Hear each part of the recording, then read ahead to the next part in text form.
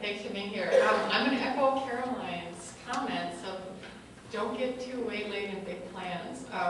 The GFOA is called the Minneapolis Model for Sustainability, a post-bureaucratic model.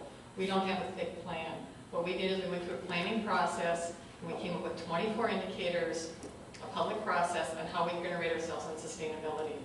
And it has to do with graduation rates, homicide rates, weight, it had health indicators, lots of environmental issues. Climate change is huge.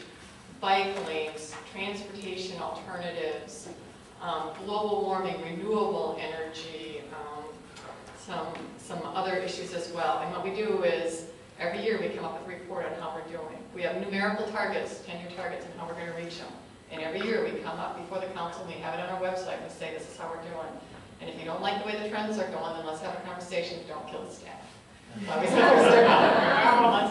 We're all in this together. And it's been a wonderful means to get partners on board. It's been a wonderful way to be transparent about what we're doing and what we're focusing on. And the other thing we do is we have 18 departments. In the sustainability staff, there's 2 of us, that's it. And actually, we're existing positions. We are not newly created positions. We just kind of moved them around a bit. And all the departments have to report on annually what they're doing specifically for all of these indicators. And I just went through 18 meetings these last months on what the different departments are doing. And it's another way of just getting that accountability driven again and again and again and again in here. And you know what? It's working. If you're going to get started, start by walking the talk. Just start looking at your own operations. What are your fleets doing? In Minneapolis, we've gotten rid of about 200 vehicles and we haven't replaced them. We've got 28 hybrids on staff. We have 1 plug-in electric hybrid that the mayor drives. So if you ever see RT out there and he's driving his Prius, pull him over and ask him to talk to you about the plug-in part because he goes on and on, 70 miles per gallon. He loves it. We have an E85 fueling station partnering with Hennepin County and American Lung. We have over 135 vehicles that use E85. Biodiesel, B20, it's a breeze, it's a no-brainer, do it. We use B10 in the winter. For our buildings are all being built to LEED Silver level. We're actually going to only certify our Hiawatha maintenance facility at LEED Gold level. We have staff that are LEED AP trained and certified. We've got 3 solar panels on 3 different buildings. Lots of energy conservation stuff because it saves money. We're looking at, across the country, there's more and more cities that are looking at contracting with Honeywell and Johnson Controls, and it's a good way to finance your projects. Our Public Housing Authority is doing that right now. When it comes to outreach, you're going to hear from the CEE. There are so many partners out there, and I want to put a plug in for Excel and Centerpoint. Here's some materials, and I'll put them in the back table. That 60 simple ways to save money on your energy bill. You know, just things like this, if you can have them at your permit counters. We're redoing our website, and Excel is helping us have linkages to all of their financing programs for our businesses. How many people know about the Energy Challenge? Yeah, it's a great program. It's a simple tool, again, an existing tool. Over 2,000 Minneapolis businesses and residents have signed up. And the savings, I forgot, 17 million pounds of CO2 committed to annually for savings. Whether or not people do all that, I don't know, but there's some really good research that says if you're going to go into all that time of registering on the website and doing this, that you're going to do something. You're going to do something. I suppose I'm running out. I'd love to talk to you guys all more about it. Hey, I came back from the U.S. Conference of Mayors Climate Change Summit in Seattle. Fantastic. If any of you guys want to talk, I'll be glad to do it. Here's something that's come out of that. It's called Playbook, greenplaybook.org, and it's all set up for cities on how to do their plans and how to move forward on actions. It's a really fun website. Seattle is doing phenomenal stuff, and they're so easy to share. They came up with a 54-page report on how they did their CO2 emissions tracking, but more important than that is they've got great downloadable PR pieces that are so beautiful and so simple and based on some research that we can all use. let's see, One Climate, One Future, One Sky is another great website we can talk about. And then the U.S. Conference of Mayors has a best practices guide that's, again, available on their website. And they now have 3 staff devoted to climate change. So let's use them. Let's get them out here. And the next ICLEI software training on video is on November 20th and 21st. So again, if you're an ICLEI member, just go in there and sign up and start with those video trainings. Thank you.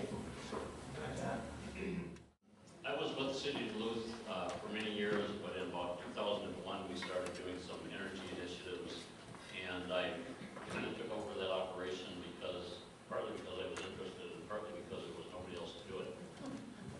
After listening to some of the comments here, I could almost speak totally about other things than what I was going to speak about when I came up here. But let me, before I forget, I wanted to talk about performance contracting just a little bit, because I've heard good and bad, and I've seen good and bad, and I've seen quite a bit of performance contracting actually with the city of Duluth. We did one in 1996. That was a 10-year performance contract, and we entered into another one in 2006, which the first one was a $1.3 million project. This last one is still ongoing.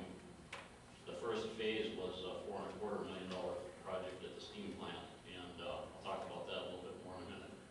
But if I get a minute. Yeah, right. The key to performance contracting is, one, look at the legislation and understand what it says. And the other part is make sure that if you're going to enter into a performance contract, that you have somebody that wants to really keep an eye on the numbers and understand the numbers. Performance contractors can make that a real lengthy, complicated process, but it doesn't need to be if you just look at it carefully. So when we formed the Energy Management Office, we found the money to hire a staff person to put in that office. And one of the first things we did, well actually we did this before we had the person, we formed a committee. And this was a task force, we called it, Cities for Climate Protection Task Force, and it was made up of mostly non-city staff, or volunteers I should say. And they came from private utilities, they came from the municipal utility, they came from private business and some other environmental organizations and just interested citizens. And we allowed them to pretty much control the projects that were going to be undertaken through that office.